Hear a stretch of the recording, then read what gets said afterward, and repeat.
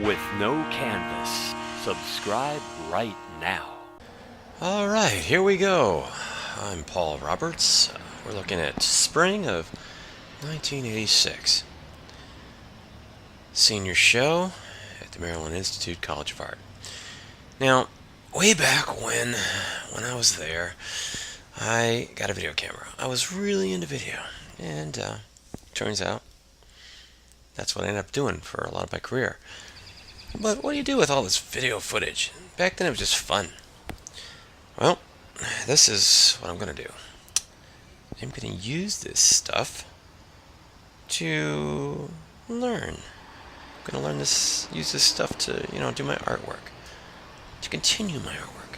I've had it sitting away for 25 years since I first started. This video was taken 23 years ago, and I kind of just put this on the internet, comment on it. You're on. I'm going to be totally truthful. That's me talking from the camera, and that's a girl that we knew in school, and we called her Mrs. Tree because when she went to a Halloween dance, she was in a tree that she had made out of cardboard, very nice costume, and we said, "Who are you?" And she goes, "I'm Mrs. Tree." And let's see, I think that's Sam, some other people that I didn't know too well, but Sam was a nice guy, fun guy. He drank a lot of beer. And he was always having fun, but he was a fun guy to be around. Alcohol brings out who you are inside. If you're a positive person, if you're a fun guy, alcohol brings that out. If you're a negative person, it'll show that. He must have been a really good guy. He must have been a really fun guy, because when he drank, he was good to be around. It was a lot of fun. So at the time, I hung around with Ted, and he was my roommate. There's Lori. I liked Lori a lot. She was really cute. She was one of the girls I really liked the first year, and didn't work out with us, but I really always liked her. We used to call this guy Christopher Reeve because he looked like Superman, Clark Kent. And he's a nice guy too. He moved into 132 Landville his freshman year, right after my freshman year, and he lived in the place where I lived, 132 Landville. So he took over the place where I was. There's Lori Blaney again. And I always used to follow her around with the video camera. It was just my way of having fun with her. You must have an idea what you mean, And I was the only one doing this back then. I was the first. And the reason I was the first was because I happened to be an artist. I happened to be going through a very interesting phase in my life, which was going to art school. And I happened to have a video camera. And, that's the big thing. I had interesting things to point at. I didn't have my voice at that time, as I was starting to say a moment ago. Ted was my voice. Ted Albano. He was my interviewer for a lot of these things. This was one of the actual things where I didn't have Ted. He was still there, but I just went around by myself and just shot. As you see the camera focusing on the different people, I probably won't be making a statement about very many of the people until now. There's my Charger, my 69 Dodge Charger. I always used to park there because nobody else thought you could park there because the signs weren't very clear, but I knew you could, and so I always was able to grab that spot, which is good because it's hard to find a good parking spot. You always have to have an angle. Anyway, there's Lori again. Everybody was going for the shaved hair on part of their head or whatever at that time. That was the hairstyle. And she wasn't as extreme as some. I thought she was really cute when she came to college. She had long blonde hair, really perky and cute. A lot of these people I don't know, but I wanted to get everybody in. I guess something inside me said, one of these days, I'll be able to do something with this. I just want to document it. Anyway, as I was saying, Ted Albano, many of you watching this may have known Ted Albano. He was my roommate and best friend, and he was my commentator for the videos.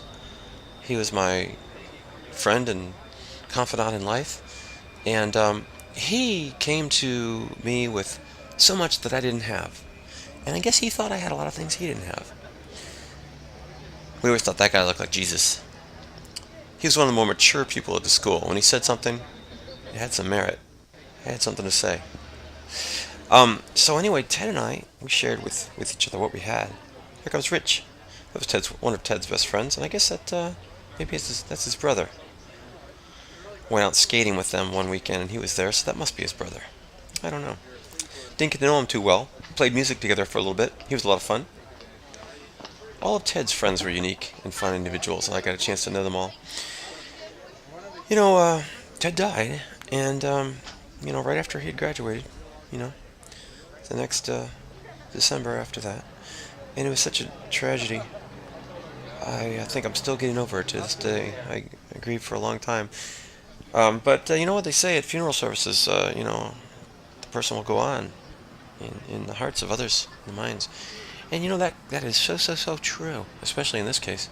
Ted used to say, that girl looks like me, if I was a girl. I don't get a shot of her right now, but we'll get a shot of her later on. And this is so true, because Ted affected me so much. And, that's a painting I was working on at the time. And he does go on in me, in everything that I am. We've affected each other so much, and so when they say that, if you find yourself saying goodbye to a dearly departed, loved person in your life, you hear the pastor saying that, well, that's true. It's absolutely true. Ted lives on, and in so many ways. At that time, I didn't have a voice. He was my voice. He knew about music. He knew about philosophy. He knew about skateboarding, comics, doing his own thing. He was a free spirit. I was a sheltered spirit. I was an introvert. I didn't know how to go out there and relate to other people. He showed me how. And today I can. But then I couldn't. He gave me so much of everything that he had. And then he died. He died.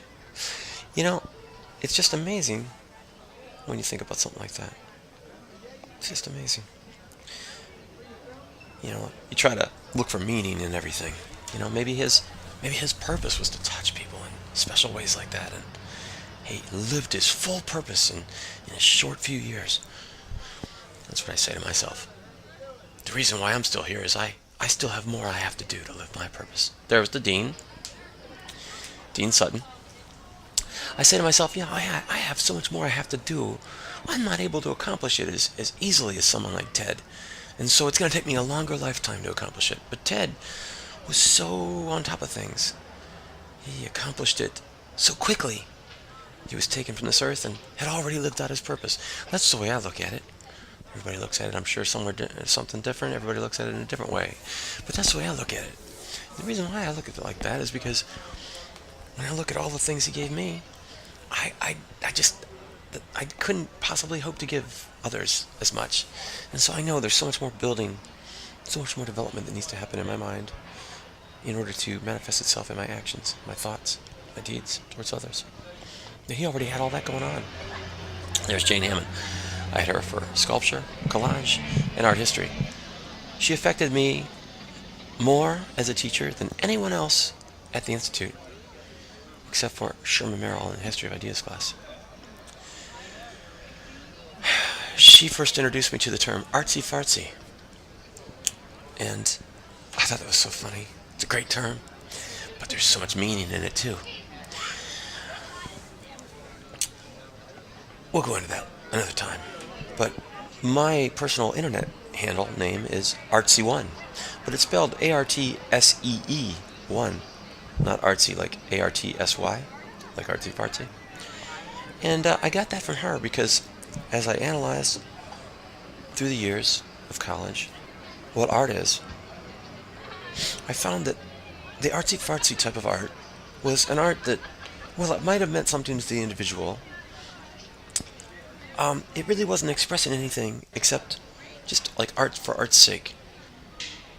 And, art for art's sake is fine. It's just that there's so much more that art can do. Basically, I value art in one way, and someone else values art in another. I like the transference of what the artist is saying to be completed to the viewer. Myself, that's what I see. Artsy. With no canvas. Subscribe right now.